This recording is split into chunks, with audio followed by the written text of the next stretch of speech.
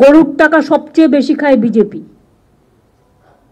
কয়লার টাকা সবচেয়ে বেশি খায় বিজেপি, বালি থেকে শুরু করে পাথর সবচেয়ে বেশি খায় বিজেপি। কিন্তু টাকাটা যায় পুলিশের থ্রুতে, ওভারলোডিং ট্রাক, এর থেকে একটা বড় ইনকাম আসে সেটা যায়। এগুলো সব আমি এখন শুনতে পাচ্ছি।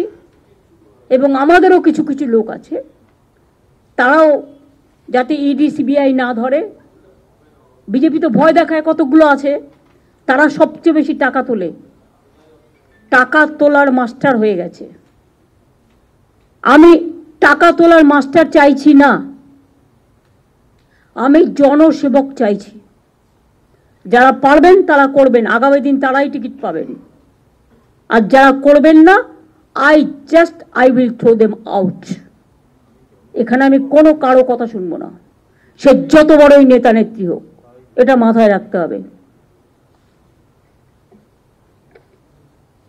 নবান্নের চারপাশে কিছুটা এলাকা 1 কিলোমিটার পর্যন্ত G+4 বিল্ডিং করা নিষিদ্ধ করা হয়েছে, তাও হচ্ছে।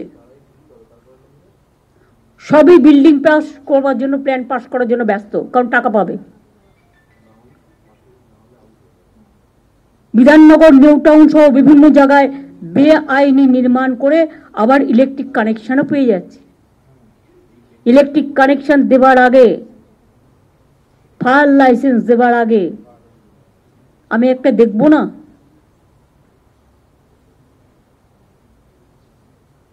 Let them submit all the paper on online, no problem।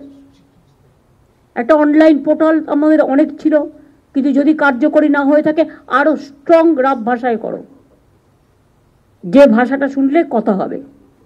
আর কিছু কিছু land mafia, I am sorry to say, কখনো কখনো আইনত প্রোটেকশন পেয়ে যায়, ফলে উকিল দিতে দিতে উকিলের পেছনে খরচা করতে করতে সরকারের 12টা বেজে যায়। সরকারের জমিও নেবে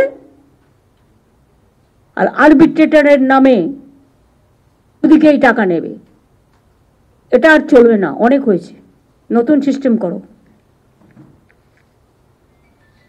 রাস্তা ফুটপাতে এনক্রোচমেন্ট বেড়েই চলেছে। পুরসভা তো চোখ দিয়ে দেখে না, পুলিশও দেখে না, আমাকে একা দেখতে হবে, আর তারা পোস্টে থাকবে। যারা এগুলো দেখবে না তাদের সরিয়ে দেওয়া হবে কাজ থেকে। আনঅথরাইজড পার্কিং, রাস্তা আটকে গাড়ি, অটো, টোটো দাঁড়িয়ে থাকছে, ট্রাফিক জ্যাম হচ্ছে, অ্যাক্সিডেন্ট হচ্ছে, কিন্তু পুলিশ দেখেও দেখে না। আমি বললে তখন একবার সেফ ড্রাইভ সেভ লাইফ করে 7 দিন দেখানোর জন্য, তারপরে আবার যেমন ঘুমিয়ে পড়ার আবার ঘুমিয়ে পড়ে।